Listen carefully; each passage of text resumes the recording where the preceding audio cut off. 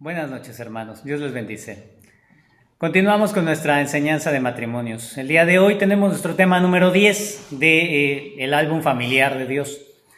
Y estamos viendo un tema bastante difícil. Esta parte de conservar la foto familiar. Estamos ya en este momento viendo una foto arruinada, ¿verdad? La enseñanza anterior hablábamos acerca de estas situaciones que en algunos momentos ya hacen imposible la reconciliación en un matrimonio, ¿sí? Quizás el matrimonio, su matrimonio quizás el día de hoy, pues ya ha sido roto, ¿sí? Quizás la relación ha sido abandonada por alguno de los cónyuges, alguno de ustedes dos ha abandonado la relación y pues simplemente han roto el vínculo matrimonial. Recuerde, el matrimonio involucra la unión de dos personas, ¿sí? Si uno de los dos ha abandonado ese vínculo, esa unión, ¿sí? Pues dice la escritura incluso que, bueno, no están obligados, el otro cónyuge no está obligado a permanecer en el matrimonio cuando el otro cónyuge lo ha destruido, ¿sí? Cuando el otro cónyuge ha destruido esa unión, ese vínculo. Mire, esto lo vemos en 1 Corintios 7:15. El apóstol Pablo nos menciona aquí algo muy importante. Pero si el incrédulo se separa, sepárese, pues no está el hermano o la hermana sujeto a servidumbre en semejante caso, sino que a paz nos llamó Dios. Aquí se menciona esta parte de romper el vínculo del matrimonio, ¿sí? Cuando se rompe ese vínculo, recuerde que el matrimonio es la unión de dos personas, ¿sí? Como una sola carne, ¿sí? Cuando alguien intencionalmente, cuando uno de los dos cónyuges intencionalmente abandona el matrimonio, pues está rompiendo esa unión, ¿sí? Pues mire, esto es como hablábamos del ejemplo de ese barco, ¿verdad? De ir en un barco, pues es como hacerle un boquete a ese barco, ¿verdad? Ese barco va a hundirse, ¿sí? Ese abandono intencional, esto es lo que provoca. ¿Y qué califica como abandono? Inmediatamente pensamos que el abandono es de que, bueno, pues mi cónyuge salió de casa y ya no regresó, ¿verdad? El típico que, bueno, fue a comprar cigarros y ya no volvió, ¿no? Así dice el mundo, ¿verdad? Pero mire, no es solo esto, no es solamente que el cónyuge se haya cambiado de domicilio, ¿sí? Implica algo más profundo. Cuando un compañero, el compañero matrimonial, de manera intencional, se niega a cumplir con sus responsabilidades, se niega a cumplir con su papel en el matrimonio, pues de alguna manera se entiende que este cónyuge está abandonando el matrimonio, ¿sí? Mire, ¿cómo lo podemos ver? Quizás en algún matrimonio, sin ninguna justificación, uno de los cónyuges se niega a tener intimidad sexual, ¿sí? O en otro caso, la esposa, al quedar embarazada, busca un aborto, busca abortar a ese bebé, ¿sí? O quizás en otro caso, un cónyuge se niega a tener hijos, se niega a que ese matrimonio procree hijos, ¿sí? O otro caso en que pues el cónyuge es alguien violento, ¿sí? Un cónyuge violento que abusa físicamente de su pareja, ¿sí? O el abuso puede no ser físico, sino abuso emocional, ¿sí? O alguien que en esa unión, bueno, ese cónyuge, uno de ellos, ese cónyuge se niega a apoyar a la familia de cualquiera de los medios. Un apoyo económico, quizás se niega a dar ese apoyo económico, a trabajar o a aportar, ¿verdad? O de otra manera, ¿sí? Se está negando a apoyar a la familia, pues estamos entendiendo que ese compañero está destruyendo el vínculo matrimonial, ese vínculo que Dios estableció. Estas son otras razones también por las cuales en ocasiones el matrimonio puede considerar que está ya arruinado, ¿sí? Y bueno, en ese momento, ¿qué pudiéramos pensar? ¿Qué opciones nos quedan, ¿sí? ¿Ahora qué? Dice el creyente, ¿sí? ¿Ahora qué? ¿El divorcio será una opción para mí? ¿Sí? Mire, para esto necesitamos ir a la Escritura, necesitamos buscar qué es lo que Jesús dice acerca del divorcio, ¿sí? Bueno, nuestro Señor Jesucristo trató el tema del divorcio en varias ocasiones. Primero vayamos al relato paralelo que se encuentra en Mateo, capítulo 19, versículo 3 al 9. Y después vamos a Marcos, capítulo 10, versículo 2 al 9. Vamos a Mateo. Dice: entonces vinieron a él los fariseos, tentándole y diciéndole: ¿es lícito al hombre repudiar a su mujer por cualquier causa? Él respondiendo les dijo: ¿no habéis leído que el que los hizo al principio, varón y hembra los hizo? Y dijo: por esto el hombre dejará padre y madre y se unirá a su mujer, y los dos serán una sola carne. Así que no son ya más dos, sino una sola carne.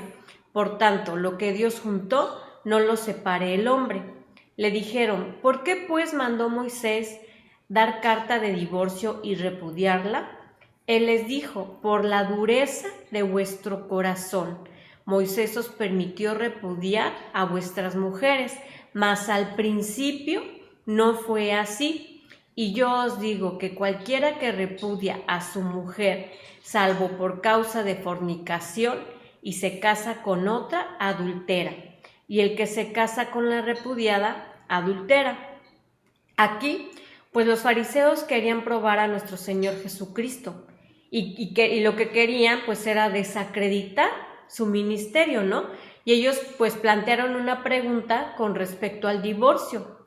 Ellos vemos que le preguntan a nuestro Señor Jesucristo, pues, si estaba permitido al hombre repudiar a su mujer por cualquier causa, ¿no? Y pues con esta pregunta, los fariseos pensaron que estarían acorralando a nuestro Señor Jesucristo, ¿no? Miren, en ese tiempo había dos escuelas de pensamiento sobre el divorcio. Una era estricta y pues la otra era bastante relajada, ¿no? Era light. Y pues ellos decían, pues, ¿dónde se ubicaría Jesús, ¿no? En este peliagudo asunto, ¿no? ¿Cómo podría él hacer una afirmación, pues, que dejara satisfechas a ambas partes? Era, pues, lo que yo creo que ellos pensaban. Pero para responder a su pregunta, lo que hace nuestro Señor Jesucristo, pues los remite al Edén, ¿no? Y a la forma en que Dios ordenó el matrimonio como una unión para toda la vida, ¿no? Vemos que Dios une a esposo y esposa en el matrimonio. Y Él dice, ¿no? Entonces, lo que Dios ha unido, que no lo separe el hombre. Entonces aquí podemos ver, ¿no? Que nuestro Señor Jesucristo, a donde va, es a la Escritura, a lo que Dios estableció y no a satisfacer a las corrientes que hay en el mundo, ¿no? También como réplica, pues los fariseos apelaron a Moisés, ¿no? Les dice, ¿por qué pues mandó Moisés darle carta de divorcio y repudiarla? En Deuteronomio 24:1 se nos habla sobre una situación en la cual un hombre a cuya esposa, pues si no le agrada por haber hallado en ella alguna cosa indecente, le escribiera una carta de divorcio, ¿no? Y se la entregara en la mano y la despedirá de su casa.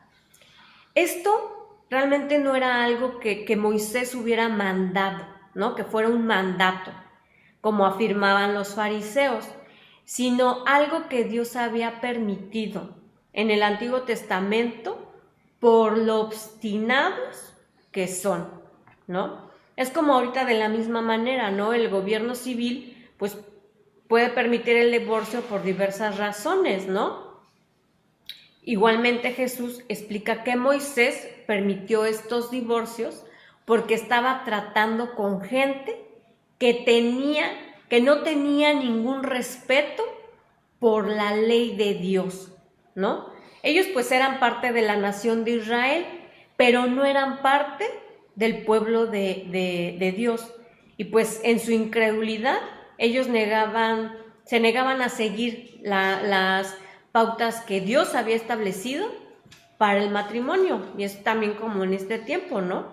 En este tiempo, pues la ley establece varios parámetros para el divorcio, pero esto no quiere decir que sea algo permitido de Dios, sino porque el mundo, la dureza del corazón del mundo, su naturaleza pues pecaminosa, es por eso pues que se establecen esas leyes, ¿no? Pero esto no quiere decir que esto también aplique para los hijos de Dios. Sabemos que los hijos de Dios se guían por los principios que Dios estableció, ¿no? Y vemos aquí pues que Jesús les dijo a los fariseos que el divorcio por cualquier razón pues no era el designio de Dios para el matrimonio, e indicó que con la excepción pues de la infidelidad conyugal, esto es pecado, y sabemos que es pecado pues romper un matrimonio. Y ahora la siguiente ocasión que pues vamos a considerar se encuentra en Lucas capítulo 16, versículo 18. Dice: todo el que repudia a su mujer y se casa con otra, adultera, y el que se casa con la repudiada del marido, adultera.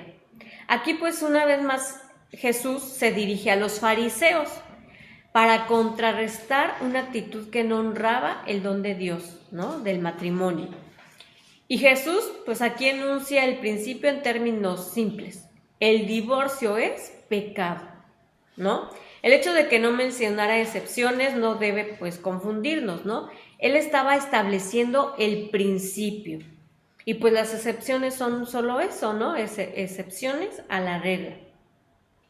Lo que puede confundirnos es la afirmación de Jesús, ¿no? Que el que se casa con la divorciada comete adulterio. ¿Y por qué debería el hombre ser culpable de adulterio si la mujer es la que está divorciada, ¿no? De nuevo señalamos que nuestro Señor Jesucristo está hablando a los fariseos incrédulos, que no honraron los principios de Dios, lo que Dios estableció para el matrimonio. Y pues no es correcto que la gente tome el divorcio a la ligera, como algo muy normal, ¿no? Y se pasa de un esposo a otro como si nada, ¿no? Y podemos ver cómo hay mucha gente que tiene 5 o 6 matrimonios como si fuera algo muy normal, ¿no? Y podemos imaginarnos, ¿no? Una situación en la cual tanto el hombre como la mujer pues deciden divorciarse. Después la mujer decide casarse nuevamente. El hombre que se casa con ella pues no está preocupado por su divorcio anterior, ¿no? Y mucho menos por lo que dice la palabra de Dios sobre el matrimonio y el divorcio. En vez de animarla a reconciliarla con su ex esposo, ¿no? Su única preocupación es encontrar otra mujer como compañera de matrimonio. De este modo, pues su actitud y sus acciones pecaminosas serían equivalentes al adulterio. Él no está honrando el 6º mandamiento. Jesús no está diciendo que siempre está mal casarse con una persona divorciada, ni tampoco está diciendo que siempre es pecaminoso que una mujer divorciada se vuelva a casar. Aquí lo que él está enfatizando es el principio general de que el matrimonio es una unión para toda la vida y que el divorcio es pecaminoso. El divorcio es algo que no está en sus principios, que él no estableció. Él establece el matrimonio de una sola vez y para toda la vida. Así es, eso es lo que está estableciendo el Señor Jesús en esta porción. Y bueno, pues tenemos que comprender aquí, derivamos de aquí, que pues a Dios no le agrada el divorcio, ¿verdad? Dios incluso dice claramente que Él lo aborrece, ¿sí? Dios aborrece el divorcio. Y esta palabra aborrecer es un término muy fuerte, ¿sí? Y así lo utiliza Dios para describir lo que Él piensa acerca de esta separación, ¿sí? Dice Malaquías 2, versículo 16, nos dice, porque Jehová, Dios de Israel, ha dicho que él, dice, aborrece el repudio, y al que cubre de iniquidad su vestido, dijo Jehová de los ejércitos. Guardaos pues en vuestro espíritu, y aclara, y no seáis desleales, ¿sí? Y mire, Dios describe de una forma muy fuerte esta separación, porque Él no le agrada, a Él le disgusta el divorcio, ¿sí? Y mire, ¿por qué le disgustará tanto? ¿Sí? Como hemos visto, el divorcio es señalado como pecado, ¿sí? Eso está señalado por la Escritura, ¿verdad? Y lo que el Señor Jesús nos dejaba claro, bueno, pues imagínense, ¿qué es lo que piensa Dios acerca del pecado? Mire, dice el Salmo 5:5 que los insensatos no estarán delante de tus ojos. Aborreces a todos los que hacen iniquidad. El divorcio es pecado y Dios aborrece todo lo que tenga que ver con el pecado. Pues también, como dice este salmo, el Salmo 5:5, Él también aborrece a todos los pecadores, ¿verdad? A todos aquellos que cometen ese pecado. Pues el pecado aquí está incluido el divorcio, ¿sí? Mire, podemos pensar que, bueno, es un término muy fuerte, es una aseveración muy, muy grave acerca de algo que, bueno, sucede, ¿verdad? Es muy común que pase, ¿sí? Pues mire, Dios lo deja muy claro, que Él no le agrada, que él es más, lo aborrece, porque en lo natural nosotros podemos ver los efectos devastadores del divorcio, ¿sí? Mire, y si nosotros hoy lo entendemos, ¿verdad? Entramos un poco a analizarlo, nos podremos dar cuenta por qué Dios dice claramente, lo aborrezco, ¿sí? El divorcio definitivamente implica destrucción. Divorcio es destrucción, ¿sí? Y esta destrucción involucra vidas, ¿sí? Dos vidas, las vidas de dos personas quedan destruidas, devastadas después de vivir un divorcio, una separación de esta magnitud, ¿sí? Aquellos que fueron una sola carne, que fueron esposo y esposa, quedan devastados por el divorcio. Recuerde, el matrimonio es la relación humana más cercana, más íntima que se pueda conocer, ¿sí? El matrimonio destaca incluso por encima de la relación entre padres e hijos, ¿sí? Incluso de una relación de amistad. La amistad más profunda, más intensa, no logra el nivel que alcanza el matrimonio, ¿sí? No hay algo que pudiera representar mejor la unión entre dos personas que el matrimonio. Entendemos aquí, y como usted lo sabe, en el matrimonio hay una unión tal que se comparten, cosas tan íntimas, ¿sí? Se comparten las esperanzas, se comparten los sueños personales, se comparten pensamientos, se comparten incluso las luchas internas son compartidas en el matrimonio. En el matrimonio los cónyuges se despojan de todo, ¿sí? Se quitan todo, se desvisten totalmente y se presentan en sus almas tal como son, el uno delante del otro. Y esto, por supuesto, nos hace sumamente vulnerables, ¿sí? Somos muy vulnerables a los ataques cuando estamos totalmente desprotegidos, ¿sí? En el matrimonio, esta unión alcanza esa unidad, ¿sí? De estar ambos desnudos totalmente uno del otro. Es por esta razón que el divorcio, cuando detona el divorcio en medio de ellos, la devastación es terrible, ¿sí? El hombre y la mujer quedan sumamente dañados, ¿sí? De alguna forma ellos pierden una parte de sus vidas, ¿sí? Mire, esto pudiéramos pensarlo hasta en las cosas más naturales, ¿sí? Los recuerdos, las experiencias que ellos hayan vivido, todo lo que llamamos hoy esas fotografías de algunos viajes, ¿verdad? Todo esto, cuando la persona divorciada lo vuelve a ver, lo vuelve a recordar, lo único que causa son imágenes dolorosas, ¿sí? De algo que se ha perdido, de algo que se ha destruido, que algo que no volverá ya más, ¿sí? Aunado a esto viene el estigma. Hay un estigma, ¿sí? Un señalamiento que se da a los cónyuges que se han divorciado, ¿sí? Algo que tienen que acarrear por toda su vida, ¿sí? Ese estigma de haber quedado divorciados, de haber sido divorciados. Mire, el divorcio es como una guerra, ¿sí? En la guerra, usted sabe, no hay ninguna guerra donde haya verdaderos ganadores, ¿sí? No hay un verdadero ganador en la guerra, ¿sí? Lo que sí encontramos en la guerra es de que lleva mucho tiempo restaurar todo el desorden que se ocasionó, ¿sí? Cuando hay un divorcio, nos llevará mucho tiempo el restaurar todo el desorden que ha ocasionado, ¿sí? En la guerra y también en el divorcio hay grandes perdedores. Los grandes perdedores en el divorcio siempre son los hijos. Quizás sean los más afectados en un divorcio.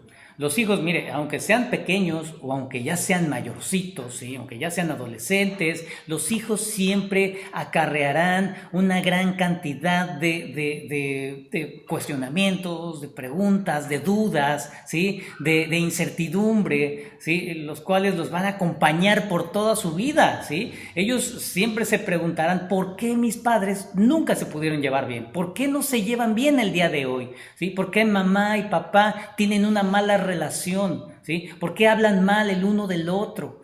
¿Por qué mi papá tuvo que irse? ¿Por qué mamá no viene a visitarnos? ¿Por qué mamá no está con nosotros? ¿Por qué mamá no está conmigo? ¿Sí? ¿O por qué mi papá siempre está enojado conmigo? ¿Sí? ¿Por qué es que mi mamá se ve siempre tan agotada? Siempre está fastidiada, ¿sí?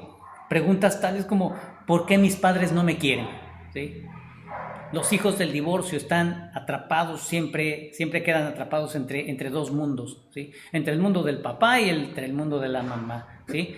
Ellos, al estar viviendo en dos mundos, no tienen seguridad, ¿sí? No saben a cuál mundo pertenecen. Estas son las graves consecuencias del divorcio. Pero hermano, hermana, debemos recordar, ¿sí? Siempre tener en cuenta, hermanos, que el divorcio es pecado y Dios lo aborrece, ¿sí? Pero también debemos recordar que el divorcio es un pecado, por supuesto, pero no es un pecado imperdonable. Dios perdona el divorcio. Siempre hay perdón para aquel que ha caído en pecado. Somos cristianos y los cristianos siempre debemos proclamar lo que dice la palabra de Dios. Y la palabra de Dios habla acerca del divorcio como que es pecado, por supuesto, ¿verdad? Pero también como cristianos entendidos tenemos que proclamar lo que dice la palabra de Dios acerca del perdón de Dios. Dios es misericordioso. Recuerde, Cristo ha pagado con su vida y con su muerte todos los pecados, incluyendo el pecado del divorcio. Un pecador arrepentido que acude a Dios y confiesa su pecado, ya sea cualquier pecado, ya sea una adicción, ya sea deshonestidad, ya sea divorcio, cualquier pecado, si va a Dios arrepentido, recibirá perdón por medio de Cristo. Jeremías 31:34 menciona, porque perdonaré la maldad de ellos y no me acordaré más de su pecado. El Señor es claro cuando menciona esto. Cuando Jeremías toma estas palabras de Dios y las plasma, está hablándonos también que está incluido entre esos pecados, ¿sabe qué? El divorcio. También cuando el apóstol Pedro escribió 1 de Pedro 3:18, donde nos dice, asimismo Cristo padeció una sola vez por los pecados, el justo por los injustos, para llevarnos a Dios, siendo a la verdad muerto en la carne, pero vivificado en el Espíritu. Esto incluía esos pecados, incluía el divorcio. Los injustos, aquellos que incluso por voluntad propia hayan roto el vínculo matrimonial. ¿Sí? Aunque usted haya roto ese vínculo matrimonial, hermana, hermano, usted haya sido el causante, recuerde, Isaías 1:18 nos dice, aunque vuestros pecados sean como la grana, como la nieve, serán emblanquecidos.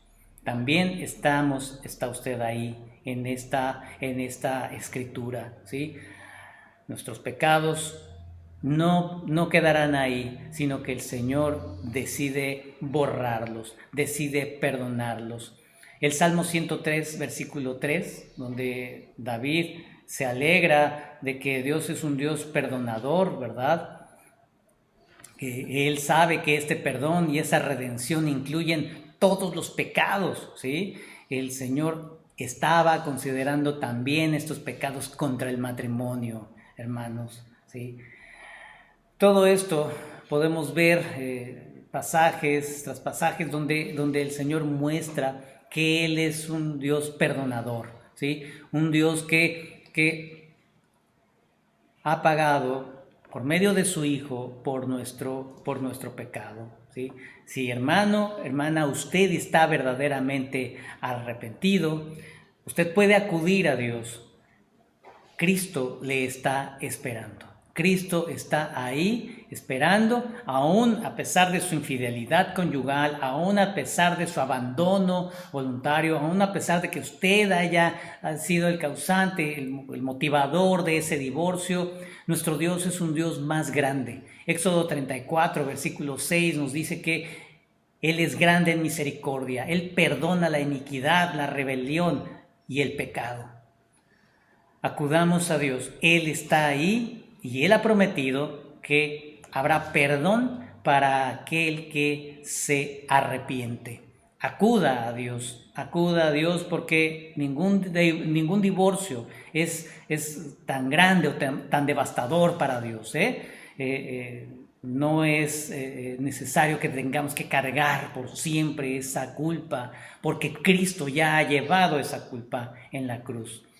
Hermanos, hermanas, es un llamado a aquellos que están en ese matrimonio arruinado, en esa fotografía destruida, esa fotografía devastada. Acudamos a Dios. En Él hay abundante perdón. Padre, te damos gracias por este tiempo. Gracias, Señor, por esta enseñanza. Mi Dios, te pedimos, Señor, que tú sigas obrando, sigas haciendo, Señor, esta obra de restauración en los matrimonios. Y en este día te pedimos por esos matrimonios que han sido devastados por esta separación, por este divorcio, Señor. Padre, que tú redargullas a aquellos que han caído en esta condición, en este pecado, Señor. Mi Dios, te pedimos que tú, Señor, traigas restauración a esas vidas, Señor. Aquellos que ya no hay manera de restaurar, Señor, esos matrimonios. Mi Dios, tú puedes tomar esos corazones, Padre. Te rogamos, mi Dios, que sigas haciendo tu obra en tu iglesia, que sigas cumpliendo tu propósito de perfeccionar cada uno de nosotros, Señor, y que estos matrimonios en tu voluntad, en tu soberanía, permitas que también puedan honrar tu nombre y exaltar tu nombre. Te lo pedimos esto en el nombre de nuestro Señor Jesucristo. Amén. Pues hermanos, damos gracias a Dios por este tiempo, por esta oportunidad, y si Dios lo permite, nos veremos la siguiente semana continuando con estos temas de matrimonios. Buenas noches, hermanos. Dios les bendice. Que Dios les guarde.